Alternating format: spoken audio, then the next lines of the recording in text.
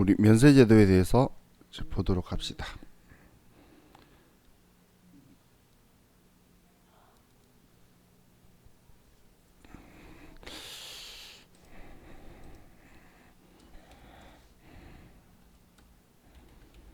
자, 면세제도는 여러분들이 항상 생각해야 될 기준이 영세율하고 다르게 얘는 소비자를 위한 제도예요.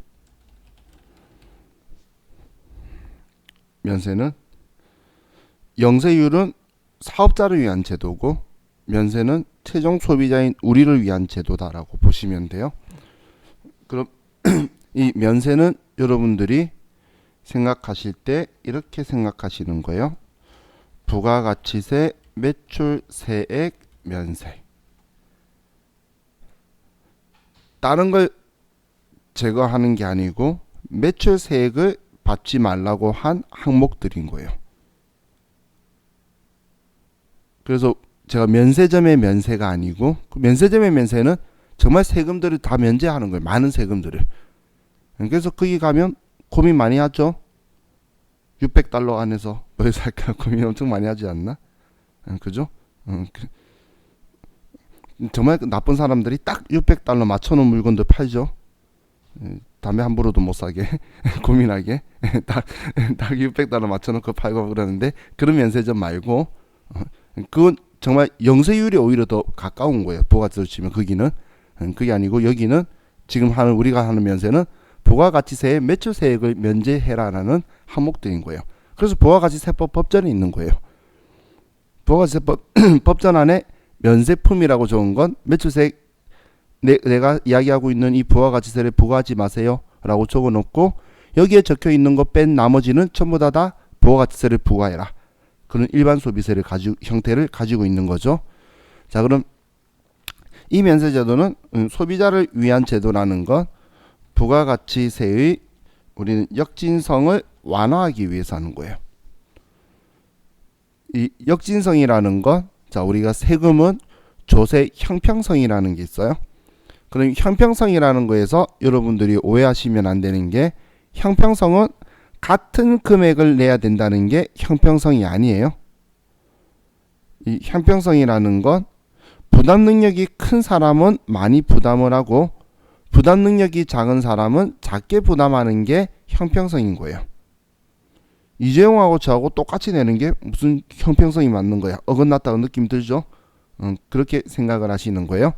그럼 부담 능력이 큰 사람이 부담을 많이 해야 되는데 그럼 부담률도 커야 되는데 그런데 부가가치세는 물세고 단일세율이기 때문에 물건에 세금이 붙고 그리고 단일세율인 10%를 하기 때문에 오히려 부담 능력이 작은 사람이 더 부담이 크다는 거예요.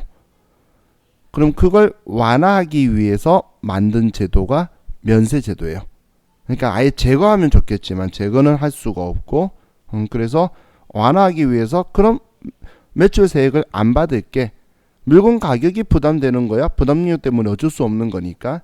그러면 세금에 대한 부담은 완화시켜 줄게라고 한 항목들이에요. 그래서 그 기초생활 필수품이나 이런 것들이 주로 이루고 있는 의료보건용역 이런 것들 있죠. 그게 주를 이루고 있는 거예요. 자, 그리고 부가가치 구성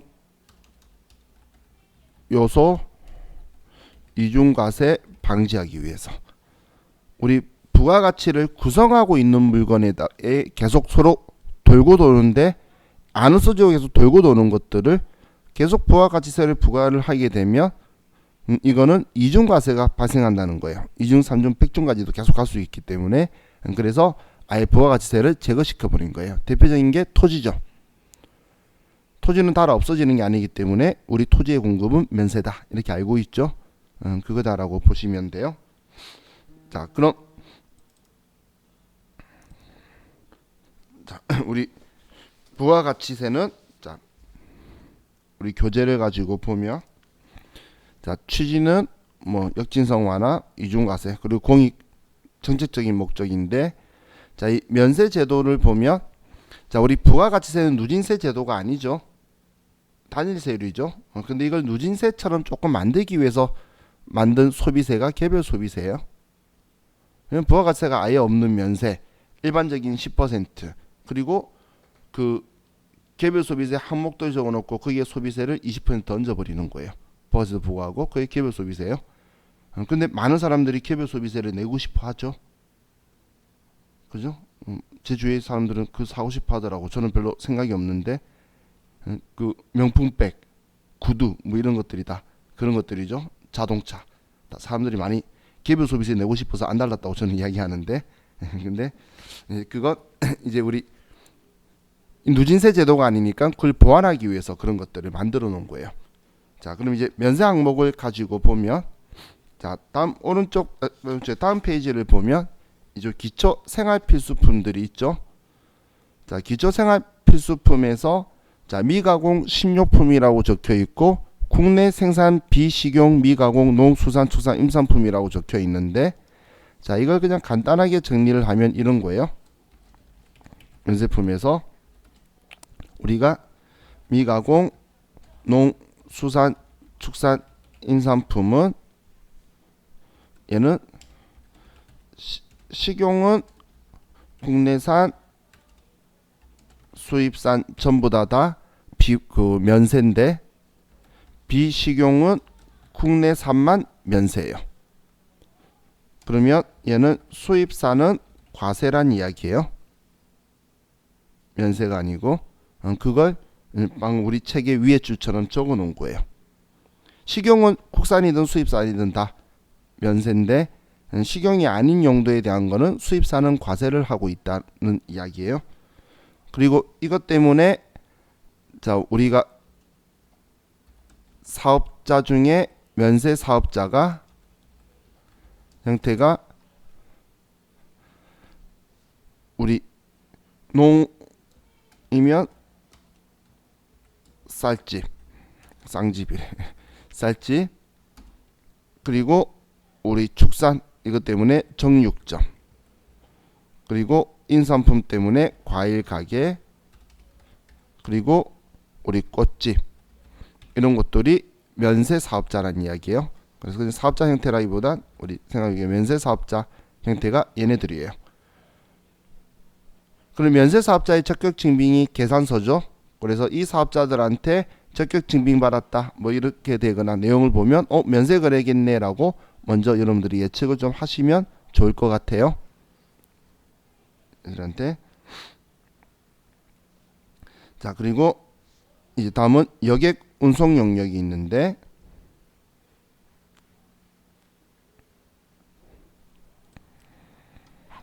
자, 여객 운송 영역은 우리가 면세라고 하는 게 이런 것들이에요.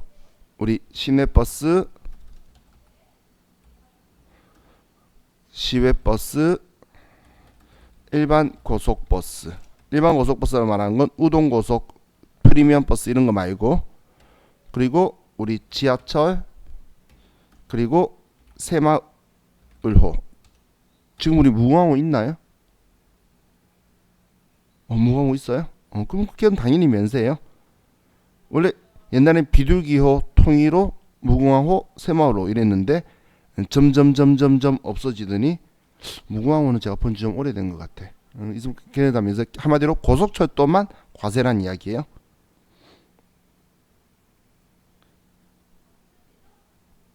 근데 여러분들 그 부산 내려가거나 광주 내려갈 때 KTX 타고 내려가나요?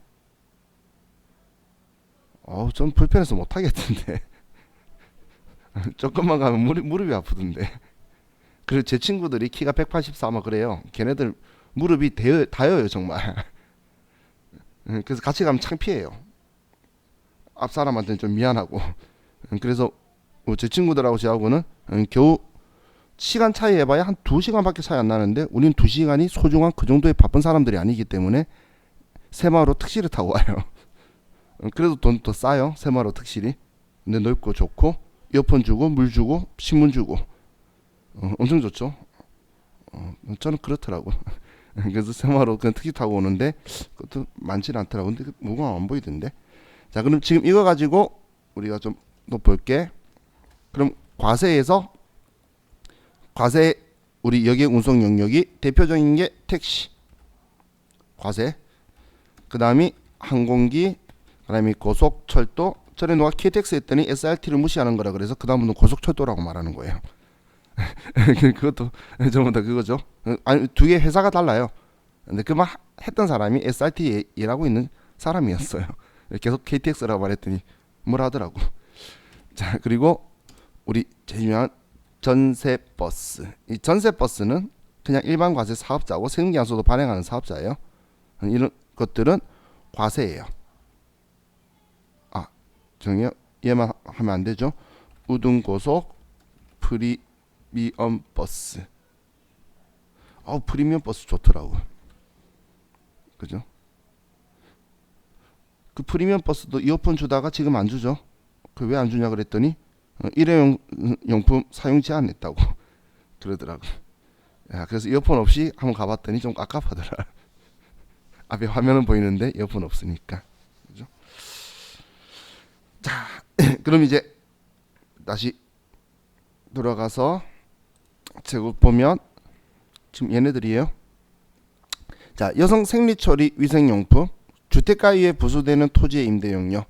주택가 이에 부수되는 토지의 임대용역은 그냥 여러분들이 이렇게만 생각하면서 정리해 두세요. 그냥 주택, 집, 앞마당이에요. 주택에 부수되는 토지라는 건 집 앞마당을 말하는 거예요.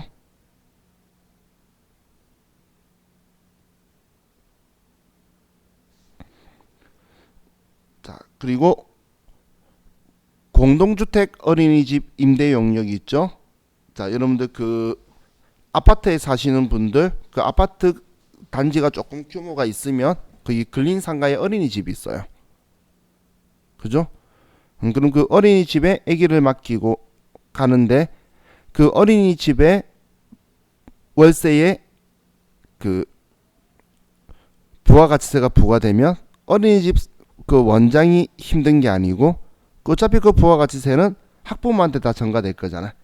근데 아기를 어린이집에 보낸다는 건 자기가 일을 하거나 뭔가를 해야 되기 때문에 얼마나 아기 보고 있고 싶겠어. 그런데도 거기 보내는 분들은 힘들게 일을 해야 되나 그런 경우가 많은데 그 부가세를 부담시키는 거는 적절하지 않다라고 이제 하기 때문에 이거에 대해서는 면세를 하는 거예요. 그에 대해서는 저도 처음에는 그런 줄 알았는데 봤더니 제 동생들 보니까 재수 씨가 좀 쉬기 위해서 애를 어린이집 보내더만 자기가 일해야 돼서 하는 건 아니고 그죠? 그거 보니까 과세도 되겠다 생각이 들긴 하던데. 자, 다음 이제 국민후생 영역에 의료보건 영역이 있죠. 자, 그래서 의료보건 영역 때문에 자 이제 아래쪽에는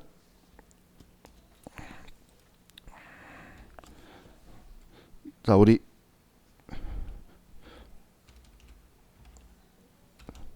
치료 목적 의료 행위는 전부 다 우리 면세예요. 그리고 가축의 의료도 면세예요. 가축에 대한 것도. 그리고 우리 국민 후생 영역이라 표현하는 게 장의 사도 면세예요. 장례 비용이죠. 장례 비용. 이 부담되면은 장례식 치료인데도 부담되는 건 그건 인간적으로 좀 아니죠. 그죠? 그래서 자, 이런 거예요. 자, 그럼 이걸 조금 다르게 또 표현해 보면 과세는 자, 우리 미용 목적 우리 그 의료 행위 있죠? 성형 수술. 그리고 우리 애완 동물의 의료 행위. 이건 과세예요. 여러분 집에 강아지 기르시는 분들 강아지 그 하는 거 동물병원은 과세다라고 보시면 돼요. 근데 가축하고 애완동물하고 느낌이 틀리죠. 그죠? 이 두 개는 차이가 있어요. 자, 그럼 그 외 나머지들은 뭐 더 과세인 것들이 있는데 크게 신경 안 쓰셔도 되고. 자, 맞아. 위에 우리 면세에 우리 이렇게 표현하는 거 맞죠? 조제약이라고. 그 처방전 받아서 하는 약. 그거는 면세예요. 처방전 받은 거는. 그런데 그 우리 완성품 약이죠. 그걸 뭐라고 말하죠? 상비약이라 그러나 갑자기 생각이 안 나네. 그건 어떤 건지는 알겠죠? 가설명수 주세요. 개벌인 주세요. 그런 것들은 우리 과세예요. 그래서 약국은 겸용 사업자예요. 약국은 여러분들 뭐 아로나민 주세요 뭐 이러면서 먹잖아. 그죠? 자, 그럼 이것 때문에 이제 우리 사업자는 형태는 당연히 병원은 면세 사업자예요. 병원. 자, 다음 우리 교육 용역 학원은 면세란 이야기예요.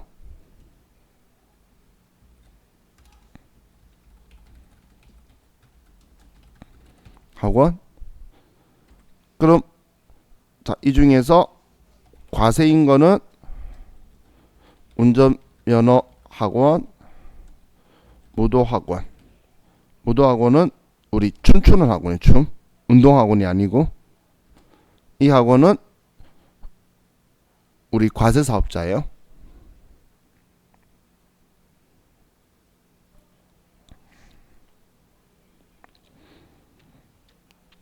그리고 뭔가를 가르쳐주는 인적 용역들도 다 면세예요. 요 며칠 전에 그 뉴스에 나온 게 수영장에서 수영 강사가 그 레슨한 거. 근데 그 수영장은 다른 거하고 다 같이 하기 때문에 체육센터가 과세 사업자였나 봐요. 그래서 레슨비까지 전부 다 이제 과세 그 부가세를 다 냈는데 이제 누군가의 조언을 받았나 보죠. 그래서 수영 강사 강의료로 받은 거는 부가세 과세하면 안 된다고 조세 불복 소송을 했어요. 그래서 조세심판원에서 그건 면세 맞다라고 해서 다 돌려줘라고 해서 엄청 많이 돌려받나 보더라고. 오랫동안 쭉 했던 거 다 환급하고 이자까지 받나 봐요. 국세청도 뭐 불복할 수 있는데 불복 안 하더라고. 우리 일반적으로 법원 가면 지방법원, 고등법원, 대법원 이렇게 하죠. 근데 세금에 대한 거는 지방법원이라는 개념이 조세심판원에서 하는 거예요, 먼저. 그리고 나서 이제 항소를 하면 그러면 이제 고등법원으로 올라가고 그다음 대법원 가고 그런 순서로 간다라고 보시면 돼요. 자, 그럼 자 이제 우리 도서 책 같은 거 있죠? 책은 면세예요. 책은 그렇기 때문에 면세 사업자 형태의 우리는 서점이 원래 면세 사업자예요. 회사에서 책이나 뭐 사면 계산서 끊어줄 거예요. 교보문고나 이런 데서 해줘요.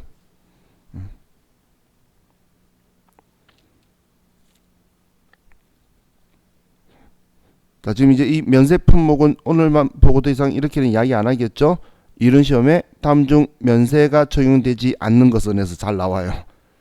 근데 어느 하나만 집중적으로 나오는 게 아니라 두루두루 돌려서 나오니까 그냥 두루두루 인지하고 있으면 될 거지 막 외울 건 아니고. 그런데 지금 이 병원도 차가 있고 학원도 차가 있어요. 이 회사들한테 차를 사요. 시험 문제에서. 그래 놓고선 세법상 적격증 빙어 샀대.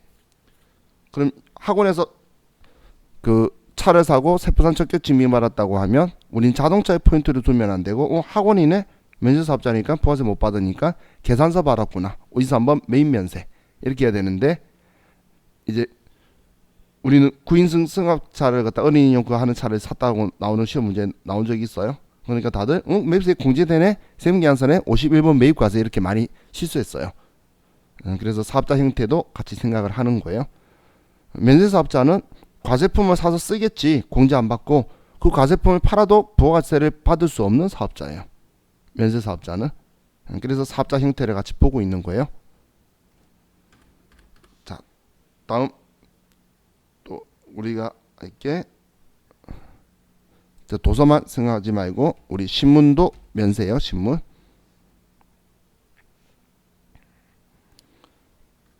자, 그리고 토지의 공급, 얘는 공급까지 같이 생각하셔야 돼요. 토지의 공급은 면세고,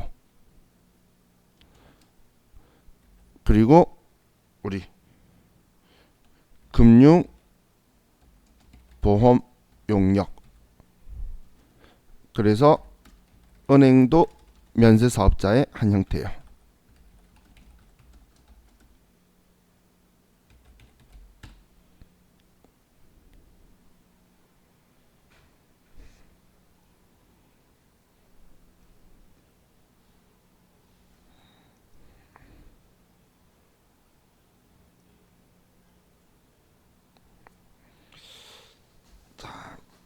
더 이상 나머지는 우리 뭐 시험에서도 많이 언급이 안 되니까 자 여러분들은 참고로 아래쪽 보시면 되는데 지금 제가 적은 거에서 우리 기출 문제에 보면 답들이 다 있는 것들이에요.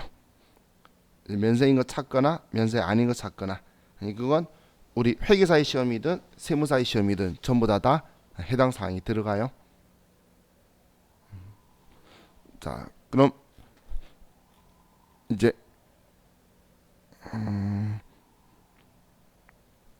참고로 우리 교재 다음 페이지 넘겨보시면 산후조리원이 있어요.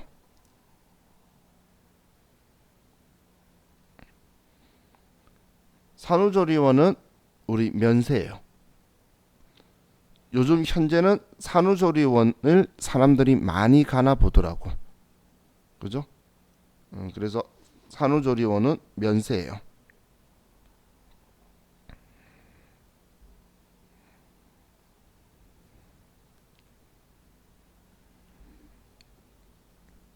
자,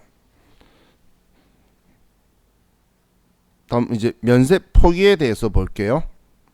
자, 면세 제도가 소비자를 위한 제도죠. 그렇기 때문에 최종 소비자에게 부담되지 않는 범위에서 가능한 몇 가지만 면세를 포기할 수 있어요. 그래서 자, 면세 포기 대상은 여기 오른쪽에 있는 시행령을 보는 건데 시행령을 보면 영세율 적용 대상이 되는 재화나 용역, 수출에 관련된 것들을 하게 되면 면세사업자가 수출하게 되면 그냥 면세 포기하고 우리는 영세율 적용을 받을 수 있는 거예요. 왜냐하면 국내 사람들한테는 크게 영향이 안 가는 부분이 되겠죠. 또 아래 동그라미 2번 보시면 학술연구단체 또는 기술연구단체가 학술연구나 기술연구 관련해서 공급하는 재화 용역 전혀 우리 일반 소비자하고 느낌이 없죠. 그래서 이 연구단체나 이런 쪽은 면세 적용되는데 면세 포기하고 싶다면 할 수 있다라는 거예요. 그럼 우리 오른쪽에 자 면세 포기 절차라고 적혀 있는데 면세 포기는 자 다른 말에 현혹되면 안 돼요. 그냥 언제든지 가능해요. 포기하면 그 다음날부터 바로 시작이에요. 면세 포기는 그냥 포기 신고하면 끝이에요. 신고서라는 표현은 고지만 알려주면 끝난다. 신청이라는 건 승인을 받아야 되는데 신고하면 고지만 하고 세무서에다가 나 면세 포기했습니다. 제출하면 상대방이 안 돼요 라고 말하지 않는 이상 끝인 거예요. 이게 면세 포기예요. 그럼 이 포기는 언제든지 가능한데 하지만 다시 돌아가는 거는 이거 시험에 아주 많이 물어봐요. 포기 면세 포기 신고한 날로부터 언제든지 다 되는데 부터 3년이 경과해야 다시 돌아갈 수 있어요. 다시 면세 사업자가 면세 포기를 했어요. 근데 다시 면세를 재적용하려고 그러면 3년이 걸린다는 거예요. 부가가치세법은 이 면세만이 아니고 그냥 모든 이제 사업자 형태는 다 3년 동안 마음대로 왔다 갔다 못하게 막고 있어요. 그래서 간이과세자가 간이과세 포기하고 일반과세로 전환을 하면 그 일반과세자로 전환한 사업자도 다시 간이과세자로 가려면 간이과세 포기한 날로부터 3년 동안은 못 돌아가요. 그래서 3년이라는 라임이 있다라고 보시면 돼요. 다시 돌아가려면 3년간 못 간다. 자, 그럼 이제 영세율과 면세의 차이를 가지고 좀 볼게요. 자, 영세율 가지고 먼저 보면 자, 얘는 국경세 조정이라고 적혀 있는데 오늘 국제적 이중과세 방지를 하기 위해서 우리는 수출하는 사업자를 위한 거고 매출세액은 우리는 영원이에요. 없음이라는 표현보다는 영원이라고 표현하는 게 우린 0% 세율은 곱하잖아. 그죠? 과세 표준은 있는데 세액이 영원인 거예요. 그럼 세율이 0%라서 영원인 거고 매입세액은 내가 주면 난 과세 사업자니까 돌려받을 수 있는 거예요. 그래서 부가가치세법상의 모든 의무를 다하는 건 당연한 거예요. 부가세법상의 모든 의무를 다 하게 돼요. 자, 그런데 면세사업자를 가지고 보면, 자, 면세사업자는 부가가치세의 역진성 완화를 위해서 한 거고, 그래서 기초생활필수품, 보건의료 영역 이런 것들이 있고, 면세품은 부가가치세 매출세액을 면세하는 거였죠. 그래서 매출세액이 없다가 얘는 정확한 표현인 거고, 그럼 세율도 곱하는 거 아니에요. 아예 부과하지 않는 거니까. 그럼 매입세액도 매출세액을 창출하지 않으니까 아예 공제를 받지 못하는 거고, 근데 이 면세사업자는 사업자 등록을 법인세법, 소득세법상 하는 거지 부가가치세법상의 사업자가 아니에요.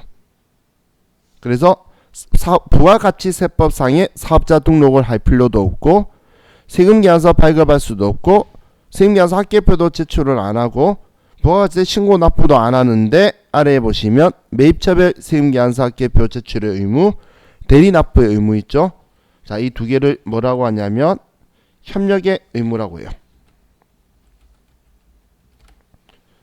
면세사업자의 부가가치세법상 협력 의무라고 하는데, 자, 이건 면세사업자 신청할 때, 사업자 등록할 때 체크를 해요. 이거 체크, 우리 뭐 할 때 체크 다 안 하면 안 되죠. 그 다음 안 넘어가죠. 그래서 해야 되는 건데, 자, 이걸 이렇게 하고 있는 이유는 뭐냐면, 자, 지금 제가 물건을 팔아요. 그래서 물건 팔았는데 물건 산 사람이 면세사업자인 거야. 면세사업자라는 건 사업자 등록 번호를 보면 금방 알아요. 가운데 번호가 틀리니까. 그럼 면세사업자면 나는 면세사업자한테 물건 팔 때 부가가치세 받아야 되나요?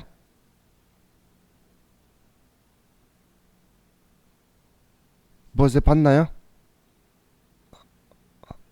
안 받아도 돼? 우리가 과세사업자면 상대방이 면세사업자인 거는 상관이 없잖아. 무조건 받아야 되죠. 그리고 그 낸 사람이 자기가 부담하면 안 되면 알아서 찾아가는 거라 그랬잖아. 상대방 사는 사람은 상관없는 거예요. 그죠? 그럼 상대방이 면세사업자더라도 나는 부가가치세를 무조건 받아야 돼요. 받았는데 받고 나서 세금계산서 발행하고 봤더니 얘가 면세사업자인 거야. 그럼 면세사업자가 부가세 신고를 아예 안 하면 저도 부가세법한테 매출세액을 받았는데 신고 안 해도 되겠네? 부가세법이 모르잖아. 그럴 수가 있기 때문에 우리 면세사업자는 당연히 부가세 있는 물건을 파는 건 아니니까 매출 세금계산서는 없지만 매입세금계산서는 있다는 거예요. 그래서 매입차별 세금계산서 학계표를 작성을 해서 우리는 제출을 하게 될 거예요. 이건 꼭 해야 되는 거예요. 그래서 면세사업자도 매입차별 세금계산서 학계표 제출의 의무는 있어요. 자, 그리고 대리납부라는 게 있죠.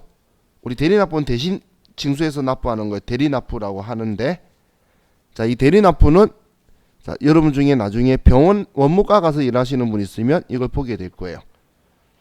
우리 MRI 기계 이런 것들 있죠.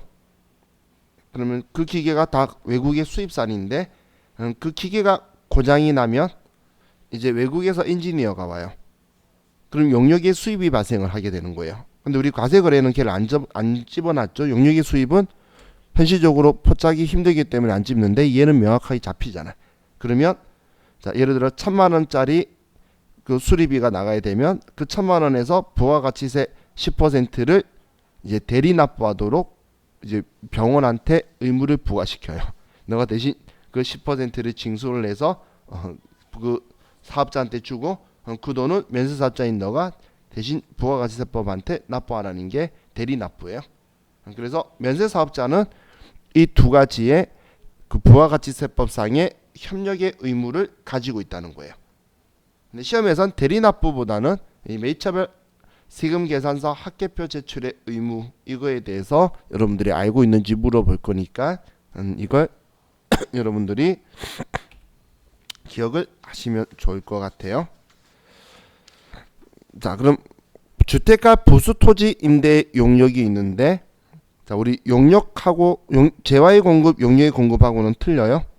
재화의 공급, 용역의 공급에서는 주된 거래를 따른다라고 했었죠. 그때는 주된 거래에 따르는데 여기에서는 일단 기본 틀이 뭐냐면 면세 우선주의를 가지고 있어요.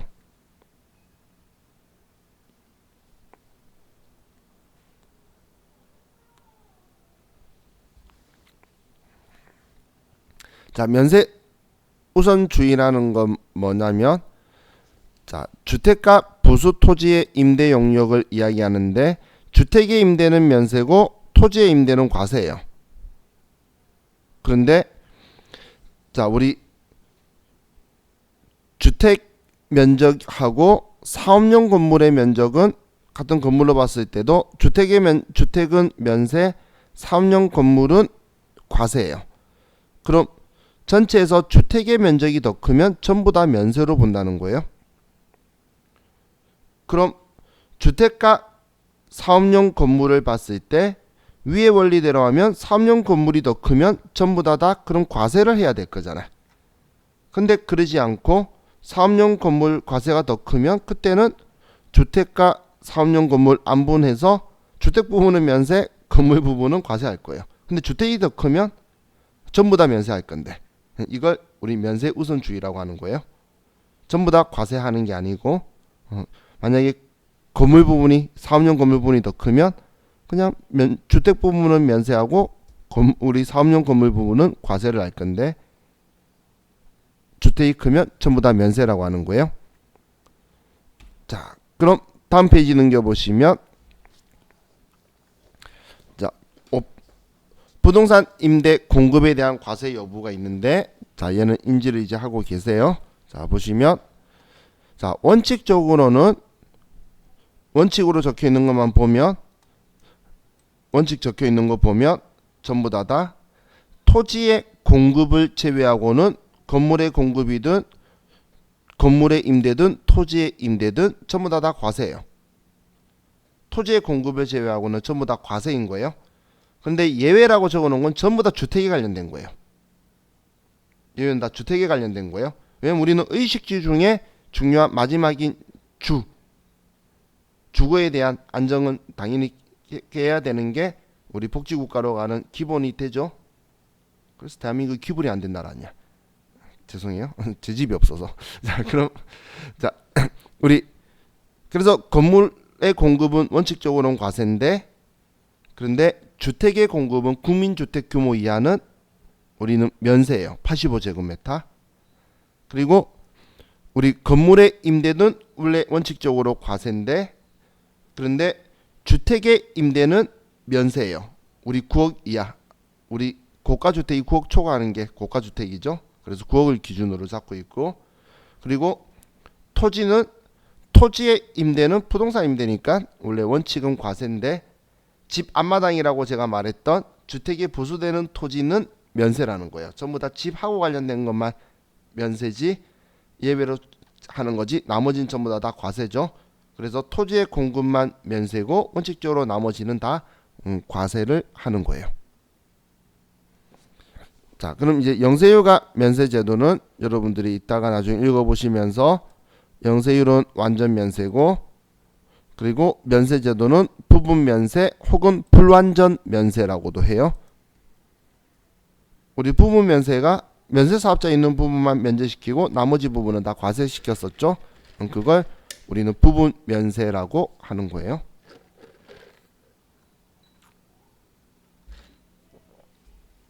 자, 그럼 이제 225페이지로 가서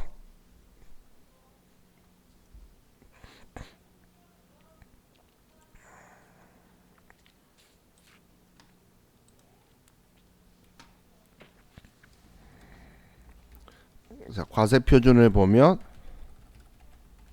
자, 세율을 부과하여 세액을 산출하는 대상 금액을 우리는 과세 표준이다라고 해요. 세율을 부과해서 세액을 산출하는 대상 금액을 우리는 과세 표준이라고 하는데, 자, 이 부가가치세법에도 과세 표준이 있고, 부가가치세법 과세 표준은 0%나 10%를 곱할 금액, 그리고 소득세법은 소득세율을 곱할 금액, 법인세법은 법인세율을 곱할 금액이 과세표준인 거예요. 과세표준은 각 세법마다 과세표준이라는 걸 여러분들은 알아야 되겠죠. 그럼 세율은 정해져 있으니까 그럼 과세표준이 얼마냐에 따라서 세금이 나오는 거예요. 그럼 이 과세표준이 자 우리가 보면 공급가액이라는 게 있는데 이 공급가액이 우리 부가가치세 별도 금액이죠. 이거는 일반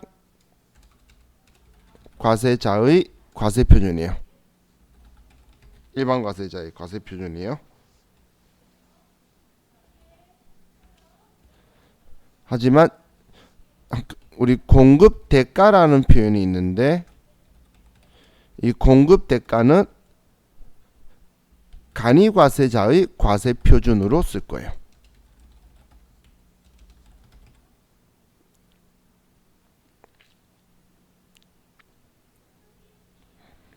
왜 간이과세자는 공급대가를 가지고 쓰냐면 500원짜리 과자를 팔면 이걸 공급가액과 세액을 나누는 게 아니라 그냥 500원치 팔았네 10% 이익이겠네 그러면 50원 벌었네 그럼 그거의 10%를 가지고 와 5원 이런 식으로 계산하는 게 간이과세자예요. 그래서 간이과세자는 부가가치율이라는 거 곱하는 거예요. 그래서 공급대가를 가지고 하지 그냥 팔아보세요. 그 돈에 대해서 그냥 부가가치세를 이렇게 부과하겠습니다. 이런 방식이에요.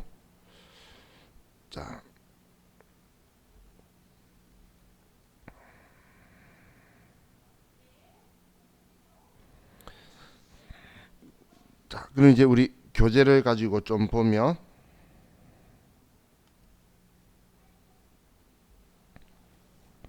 자 아래에 뭐 무상 부당하게 낮은 대가 받는 것 뭐 이런 거는 당연히 전부 다 시가인 거니까 뭐 특별하게 우리가 신경 쓸 거 없겠죠. 그럼 다음 페이지 넘기시면 이제 거래 형태별 과세 표준이 있는데 외상 판매 및 할부 판매가 있죠. 이때 공급한 재화의 총가액이다라고 적혀 있는데 얘가 단기 할부 판매잖아요. 그러면 얘는 공급 시기가 한 번이기 때문에 우리는 한 번 신고할 때에 전체 금액을 다 과세 표준으로 해서 10%를 부과해서 받을 거란 이야기예요. 자, 그럼 장기 할부 판매는 계약에 따라 받기로 한 대가의 각 부분이라고 했는데 계약에 따라 받기로 한 대가의 각 부분 이거 어디에 적혀 있어? 계약서에 적어놨겠지. 며칠날 얼마씩 납부하겠다. 그래서 얘도 약정주의에 따른다고 하는 거예요. 완순도 기준 지급이든 중간 지급 조건부든. 자, 그럼 이제 이걸 가지고 우리 분개하는 걸 조금만 보면 자, 제가 예를 좀 들어볼게요.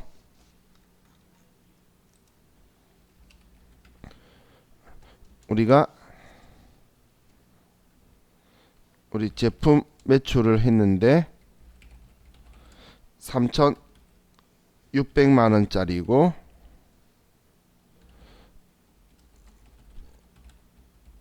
별도 금액으로 얘를 매출을 했어요. 자, 첫 번째는 10개월 할부를 하는 거예요. 그럼 얘는 단기 할부죠.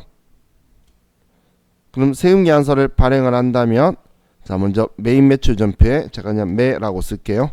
자 메인 매출 전표에는 우리는 세금계산서 발행하면 11번 매출과세로 하고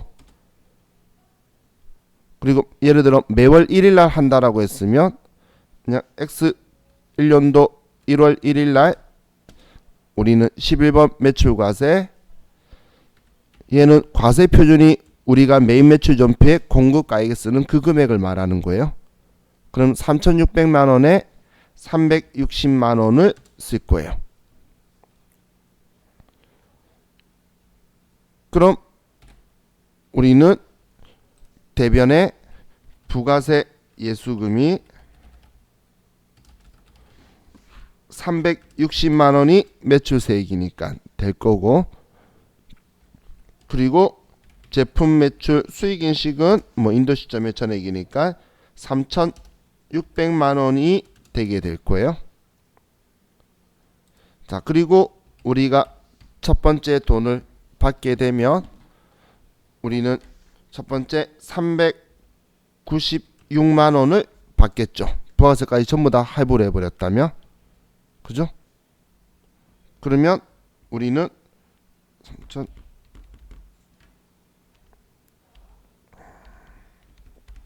나머지 차이 나는 금액 3,564만 원을 우리는 외상 매출금이다라고 이렇게 처리할 거예요. 자, 이런 것 때문에 회사들이 단기 할부 이런 거 했을 때의 부가가치세는 따로 달라고 하는 거예요. 근데 그냥 하면 이렇게 되는 거예요.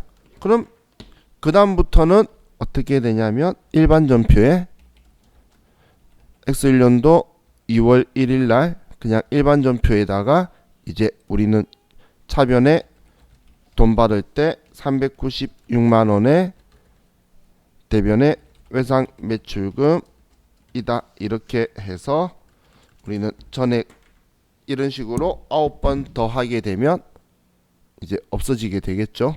외상 매출금이. 자, 이게 우리 단기 할부 매출이에요. 자, 그럼 이번에는 자 36개월 할부를 한다고 볼게요. 그럼 이제 장기 할부 매출이죠. 자, 36개월 할부를 하면 자, 우리는 첫 번째 인도했을 때 메인 매출 전표에 X1년도 1월 1일 날 우리는 세금계산서 11번 매출 과세로 발행을 하는데 우리는 공급 시기는 36번 대가의 각 부분을 받기로 한 때, 그리고 과세 표준은 계약에 따라 받기로 한 대가의 각 부분 100만 원씩 36번 하기로 했으면 얘는 100만 원이라는 거예요. 과세 표준이 이번에 100만 원 받기로 했으면 그럼 부가가치세는 10만 원이 되겠죠. 그럼 메인 매출 전표 분계는 대변에 부가세 예수금 10만 원이고, 자, 그리고 우리 대변의 제품 매출은 그래도 수익 인식에서는 회계에서는 얘를 약정주의 따른다 이런 거 없어요. 약정주의 따른다 이런 거 없다는 건 얘는 3,600만 원을 전부 다 인식할 거라는 거예요. 이건 얘나 인도 시점의 전액 수익 인식은 뭐 할부라고 나누라는 그런 기준은 원칙적으로 없어요. 그럼 난 이번에 돈 받는 건 110만 원 받겠죠. 그러면 3,500만 원이 남게 되는 얘는 우리는 외상 매출금 이런 식으로 될 거예요. 매자가 이 매자가 돼 있어. 자, 그럼 그 다음 달에 X1년도 2월 1일 날 우리는 11번 매출 과세를 하고 또 똑같이 100만 원 받는 거니까 그럼 10만 원에 별도를 해서 대변에 부가세 예수금 그리고 얘는 10만 원이고, 이제는 이 외상 매출금 쥐어주는 거예요. 제품 매출은 3,600만 원 다 인식했으니까 더 이상 이제 인식할 거 없잖아. 이제 돈 받았으니까 분계는 차변에 외상 매출금 100만 원 회수했으니까 100만 원이다. 차변에 현금 110만 원이다. 이렇게 이제 나머지 35번이 이런 식으로 쭉 이 분계가 나갈 거예요.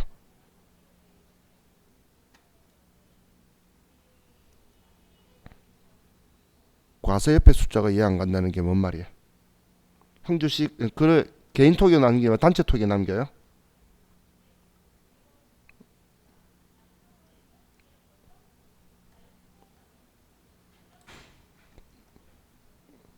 과세 옆에 숫자가 이해 안 간다는 게 뭔 말이에요? 이거?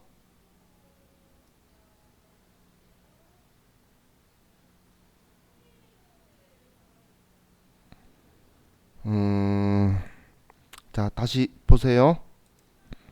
장기 할부나 완성도 기준 지급은 계약서에 내가 돈 받기로 한 거죠.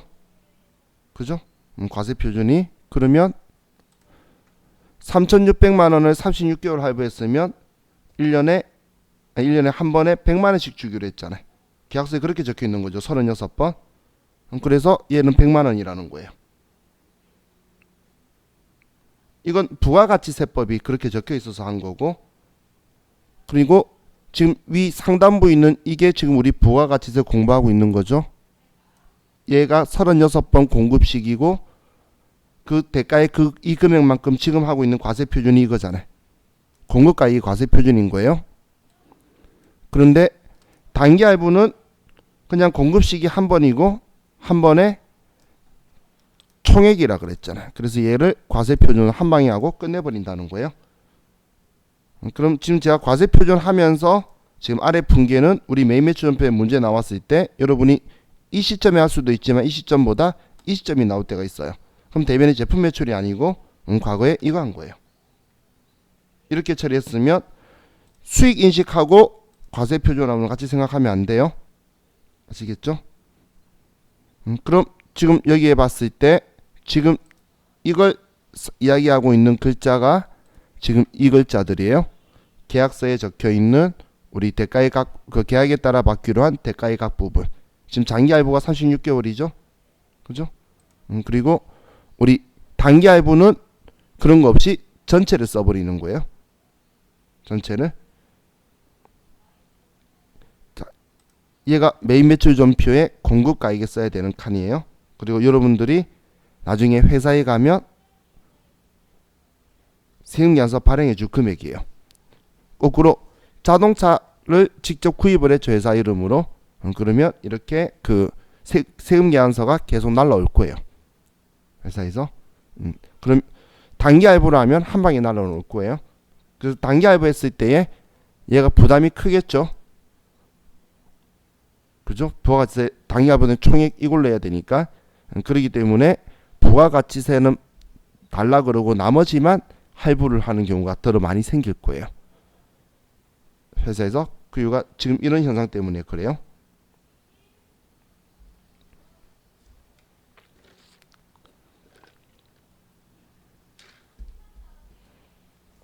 자, 그럼 이제 벌써 또 20분이네. 자, 그럼 이제 우리 좀 쉬었다가 또 아래 이제 외화의 과세 표준에 대해서 좀 보도록 할게요. 쉬었다 합시다.